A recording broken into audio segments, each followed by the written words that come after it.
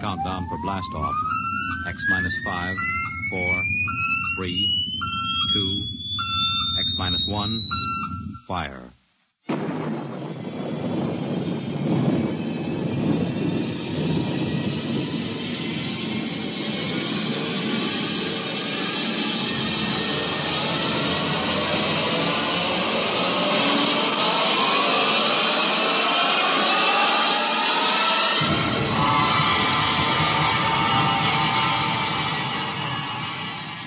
From the far horizons of the unknown come transcribed tales of new dimensions in time and space. These are stories of the future, adventures in which you'll live in 1,000,000 could-be years on 1,000 maybe worlds. The National Broadcasting Company, in cooperation with Street and Smith, publishers of astounding science fiction, presents X minus 1.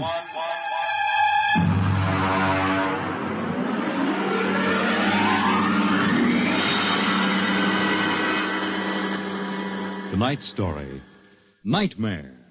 A story based on the poem Revolt of the Machines by Stephen Vincent Benet.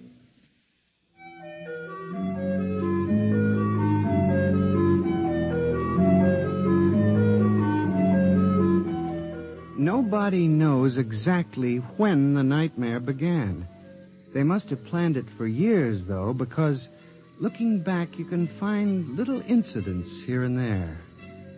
Like the concrete mixer in New Jersey that killed the Italian bricklayer, and the time Senator Milburn was sucked into the rotopress at the Capitol office building.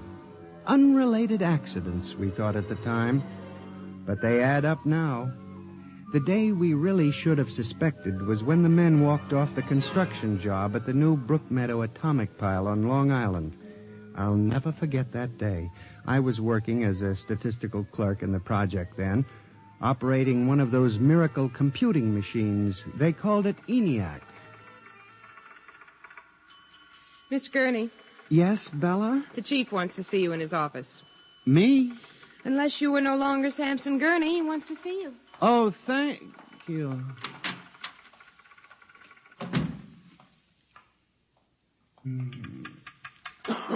Come in. You wanted to see me, Mr. Hawk? Gurney, I thought those electronic computations were infallible. They are, sir, but... We've got a kickback from the chief physicist. These nuclear fission equations are inaccurate. Well, sir, you know the computer is a highly complicated machine, more complicated in many ways than the human brain. I'm not interested in the physics of it. Can something go wrong? Well, occasionally, if there's an overload, the machine goes haywire. Sort of has a nervous breakdown, you might say. We usually rest it up for an hour, and it's okay again. Well, do whatever has to be done. Yes, sir. And, Gurney. Yes, sir? You've been with the Bureau for over 15 years now. It would be a shame to have to remove you because you aren't keeping your mind on your work. Mr. Hawk, I assure you... Excuse me. Hawk speaking. What? They've what? All of them? Well, have you tried to talk to them? Oh, yes, of course. I'll send one of the safety engineers over. Place is falling apart piece by piece. Miss Roscoe, the men of the construction gang of the new building have walked out on us. They're complaining that the job is jinxed. Someone slipped this morning and fell into a turbine.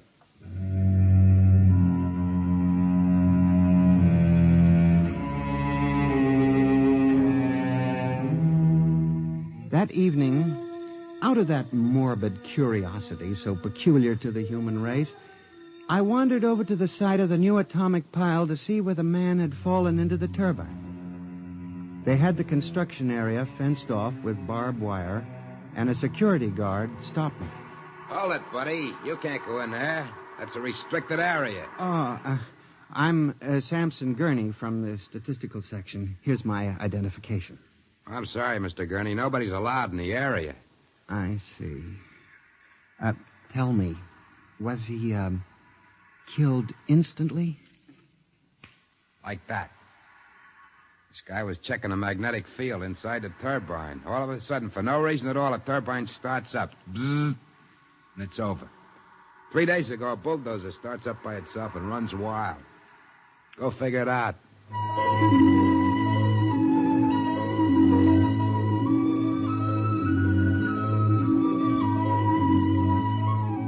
I'm a statistician. All my life I've been interested in statistics. So a simple-sounding thing like this started me off. I went back to the office that evening instead of going home, and for the next 2.5 hours, I computed statistical figures on the probability of industrial accidents for the types of machines we were using. I took one look at my figures and went down to Hawk's office. Oh, what is it, Gurney? I'm very busy. It's urgent, Mr. Hawk. Well? It's about these industrial accidents we're having, Mr. Hawk. What about them? Mr. Hawk, in the past 3 months, industrial accidents all over the country have taken a sharp, unexplained upswing. Nerves. We've had a 100% increase over normal for this project alone. What? Here are the figures. Oh, now, Gurney, this is impossible. It seems to be, and that's why I have a theory, sir. What's that? Sabotage. Gurney, why don't you stop playing FBI man and stick to your job? Which, incidentally, you haven't been doing too well.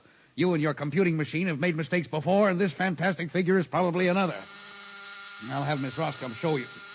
What's the matter with this blasted buzzer? Miss Roscoe! Miss Roscoe!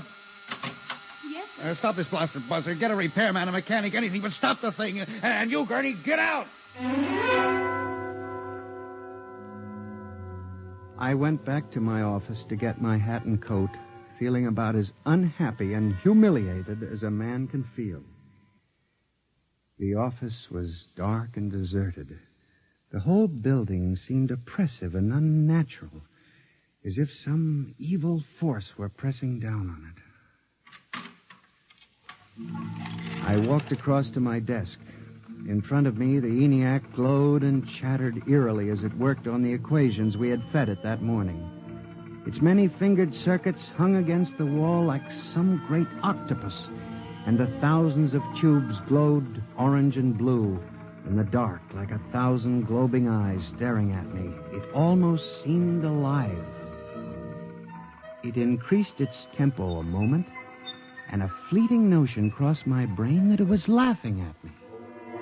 Laughing like all the others. What was the matter with me? I shut my desk drawer and began to put the cover on my electric typewriter when an amazing thing, the most amazing single incident of my life happened. Alone in the darkness, with no one at the keyboard, the electric typewriter began to type. Am I going crazy? This can't be. There's nobody there. There's nobody there. Oh, no. I just imagined it. It's in my mind. But I hadn't imagined it. The paper was there on the carriage. Did I dare read it? Or would the whole thing suddenly vanish and send me shrieking to the nearest psychiatrist? I removed the paper from the machine and read. Sampson Gurney, there are some questions better left unsolved. The answer to yours is death.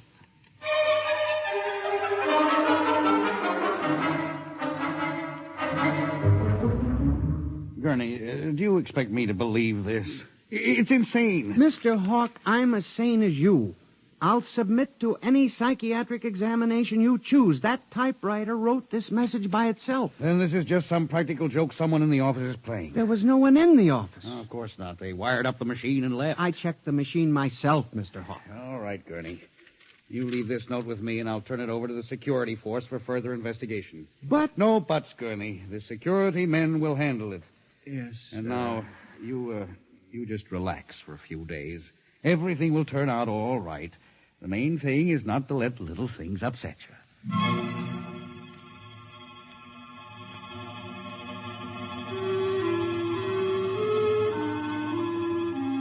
It was what Hawk had said about little things that gave me the idea. For the next week, I observed the 1,000 petty little annoyances around the office. The door handle that wouldn't turn. The telephone connection that cut off in the middle of an important call. The power failure for no explainable reason. I watched the newspapers, too, reading about industrial accidents, failures of important machinery. It seemed absurd. Men had created machines that were almost perfection in themselves. Machines that could actually think and compute fabulous equations. And yet the failures went on. I, Samson Gurney, an unimportant clerk in an unimportant job, knew that I had stumbled onto a secret so monstrous in its implications that I was almost afraid to pursue it. On October 12, 1956, I established communication with them. I will curse the moment to my dying breath. I hooked the input of the typewriter to the main vacuum tube of the ENIAC. Then I turned on the current that sent 1,000,000 volts of pulsing energy into the electronic nerves of the machine. I am certain that if anybody were watching me in the next moment, he would have thought me a raving maniac. I still wonder if perhaps it is not all a nightmare. Now, you, if what I have guessed at is true, if there is life and intelligence in this room, make a sign. There was nothing. Nothing but the hum of the machine and the dull glowing of the tubes. I tried once more. If you can hear me, if there is any way in which you can understand what I say, give me a signal. There was silence again. I felt that I had failed. When suddenly, without provocation or explanation, it happened. The electric typewriter began to respond to the impulses from the machine. The letters were Y-E-S. Yes, it had happened. I, Samson Gurney, had communicated with a machine. I listened then, man to machine, for well over an hour, sometimes phrasing a question, more often watching the machine click its answers. As the words took shape, I began to realize what must have happened. The first primitive stirring of awareness of being, then the slow protozoan development of a concept born of centuries of being pushed, started, stopped, clicked, maneuvered by human pygmies. From that concept, all others developed. And the concept was resist.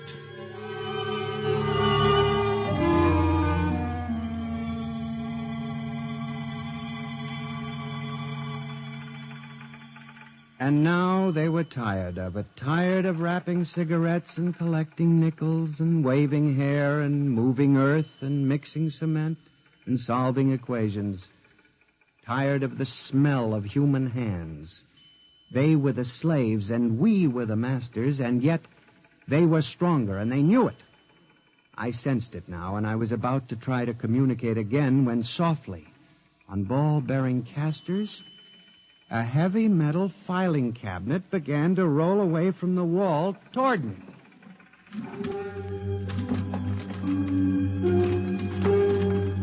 I started to move to one side when another cabinet slid out from the wall. And then another, surrounding it. Another cabinet. Then another. On oiled rollers. That was when I realized that they cooperate. We taught them that, you see, on the assembly lines in the factories. Listen. Listen to me. You must listen. What good will it do you to kill me? I'm only one man. But I can help you. I can be useful to you. Do you hear me? Do you hear me?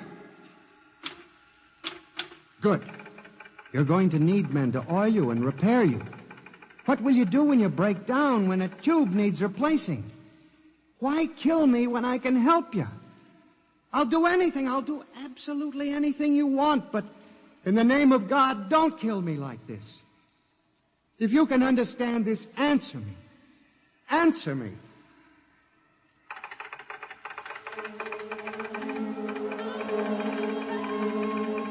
The appeal was a fortunate one. It captured the longing of centuries. Man as slave to the machine. And after a moment, the circuits glowed more brightly. The cabinets, slid back to the walls. The ENIAC began to communicate with me again. As I tore the tape from the machine and read it, the words were almost pathetic in their longing, but most ominous in their implication. They read, "Address me as master."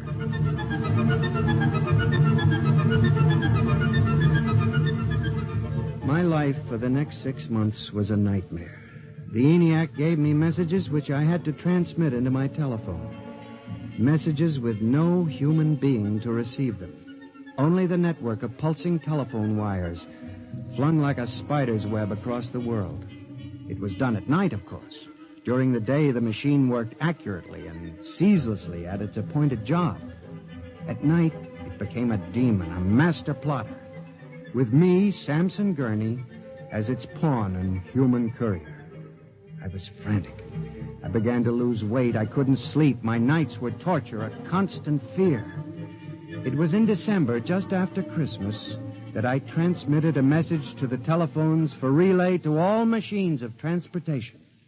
The message was one word: kill. Next morning, I went directly to the office of Mr. Hawk. I was highly agitated. My lips trembled as I spoke. Mr. Hawk, what I'm going to tell you sounds crazy. I know it does. But I must say... All right, say it then, for heaven's sakes. Mr. Hawk, have you ever heard of resistentialism? What? Resistentialism. It's a theory that inanimate objects tend to resist living objects. Look, Gurney, I haven't time for nonsense. Mr. Hawk, I'm trying to tell you, all these accidents, the trouble with the machines, Mr. Hawk, they're alive. They think, they cooperate.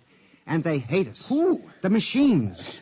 Gurney. You've got to believe me. I've communicated with them. I know. They've threatened my life, but I don't care. Something's got to be done. The world has got to be saved. And there's still time if we wake up. What are you doing? Just relax, Gurney. Everything will be all right. What are you doing? Miss Roscoe, send for the plant physician at once. Mr. Gurney has had a nervous collapse. Now, everything will be all right, Gurney. I'm afraid we'll have to remove you from your job, but I'm sure the rest will do you good.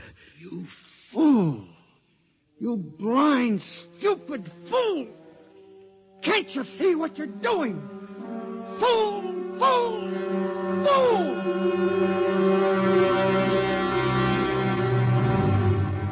When the plant physician arrived a few moments later, Lucius Hawk was found at his desk, strangled to death in a nest of telephones. The wires were still humming softly. Samson Gurney, you stand accused of the crime of murder. How do you plead? I did not kill him. I didn't. So record. The prosecution will proceed with testimony. Now, Miss Roscoe, did you notice anything peculiar about Mr. Gurney's behavior prior to the death of your employer? Yes. He acted very strangely. He told Mr. Hawk he thought the machines were alive. Order! Order! Miss Roscoe, did the accused quarrel with your employer on the morning of the murder? Oh, yes. He and Mr. Hawk quarreled violently. I could hear him screaming at Mr. Hawk, and Mr. Hawk asked me to send for the plant physician. What were his words? He said, Mr. Gurney has had a nervous collapse. Now, Mr. Simpson, you were a guard at the Brook Meadow Project? Yes, sir. When did you have occasion to meet the accused? Right after those accidents. He was snooping around a construction area. And later, I was making my rounds when I saw him in the office all alone. He was tampering with the electrical wiring on the ENIAC computator. I didn't think anything of it at the time.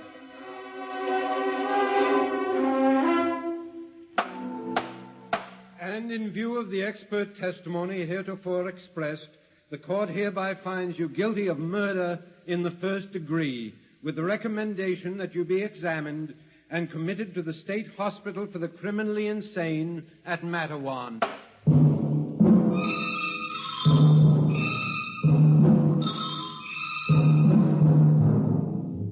And that is how I came to be here at the hospital, Dr. Klein. That is the whole story. Thank you, Mr. Gurney. You can see that I'm not insane.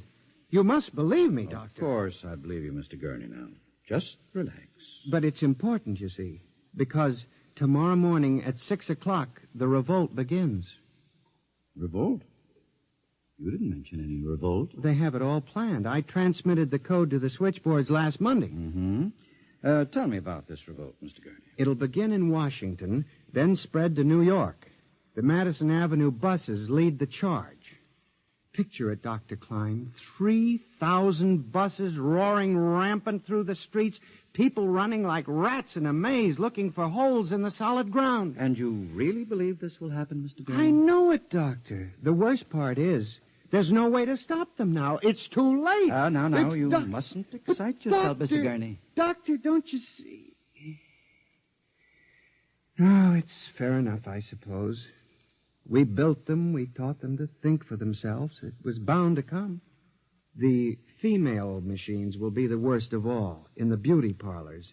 They're more high-strung, you know. Well, since there's nothing we can do about it, Mr. Gurney, suppose you go to your room. Maybe and if I went to my old coupe, I could make a deal before the police cars got me. It wouldn't make sense for them to wipe out the whole human race, would it, Doctor? Of course not, Mr. Gurney. They'll probably let us completely alone. After all, we're all good Americans. We always like them. Yes, Doctor? Would you take Mr. Gurney to his room, guard? He's already been given sedation. Yes, sir. Will you go in and lie down now, Mr. Gurney? You look tired. Yes. It won't be so bad, Mr. Gurney. Perhaps not. Only there's one thing that bothers me, Doctor. One small detail. What is that, Mr. Gurney? Those concrete mixers may have made a mistake, you know. Just high spirits and all that. But if it got so they like the flavor... We'll see you later, Mr. Gurney. Try not to worry too much. All right, guard. This way. Phew. I've seen all kinds. There's a man whose deception is about as fantastic as any I've ever seen. Hold the next patient for a while, Miss Clark. I'm going to have a quiet smoke. Machines revolting. Telephones strangling people. This blasted cigarette lighter, why won't it work? Just fill it with fluid. Flint is good. Oh, well. You can never trust this newfangled machinery.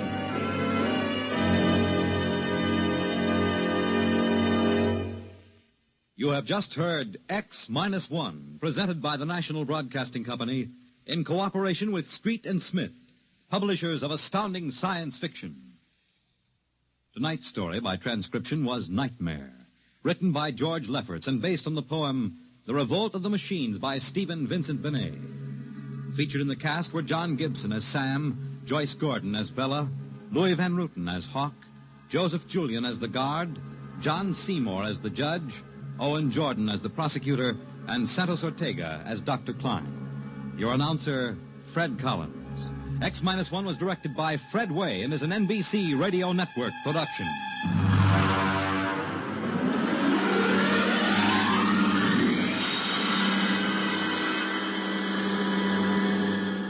And now, next week, suppose you were a private detective and discovered that there was a Martian embassy hidden somewhere in New York preparing for an invasion of Earth.